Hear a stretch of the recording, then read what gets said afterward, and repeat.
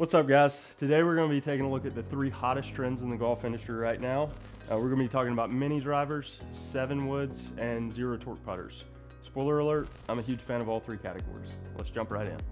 So coming on to mini driver, I think this club is best broken up into two different categories. That's the 11.5 degree mini and the 13.5 or 13 degree mini. I think the 11.5 degree mini is for the guy that lacks a ton of confidence in his driver, feels like he can't hit water if he tees it up off his boat. Pull that club out of the bag, pull that driver out of the bag entirely, throw this 11.5 degree mini straight down in there. You're gonna get a lot more control, shorter club. You're gonna get a lot more forgiveness out of the head than a fairway wood. So it's not just like hitting a big chunky 3-wood off a tee. Has a little less loft.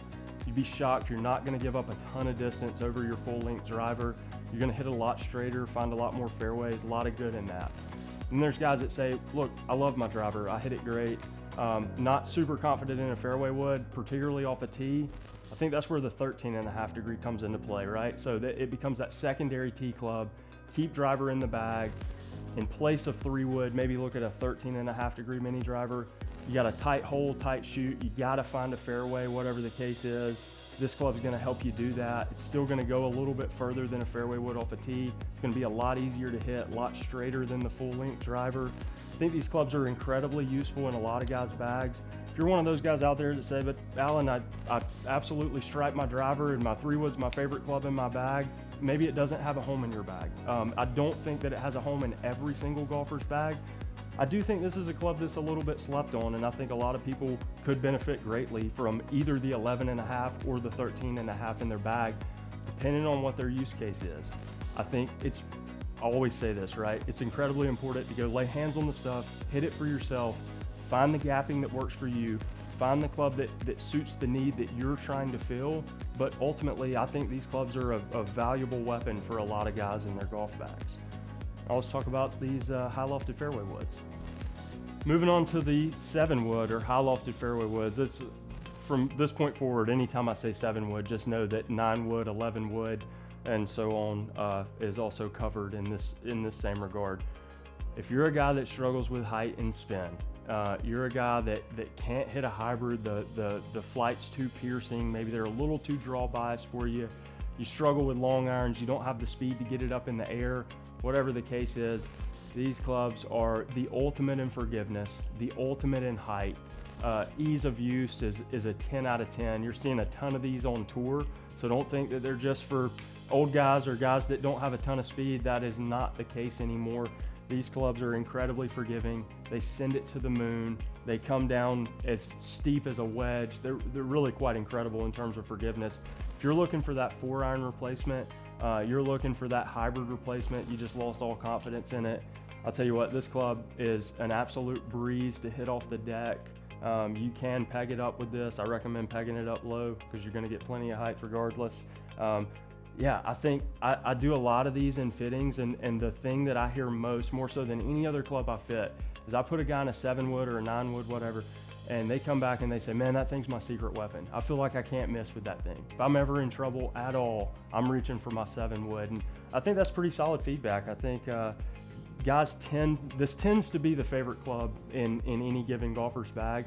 That speaks volumes to me. It's working for guys on tour, and it's working for weekend warriors that are in here working with me. So huge fan of the high-lofted fairways. Let's talk about these zero torque putters. So my favorite category of the three, right? The one that's probably the most talked about in the industry right now, frankly. Also, my personal favorite is zero torque putters. Basically, when we say zero torque putter, we're talking about any putter where the shaft inserts directly into the center of gravity of the head. So you got equal weight pulling in all directions, so you don't get any rotation of the face through the stroke. In its purest form, that's effectively what we're talking about here. Why do I love these things so much?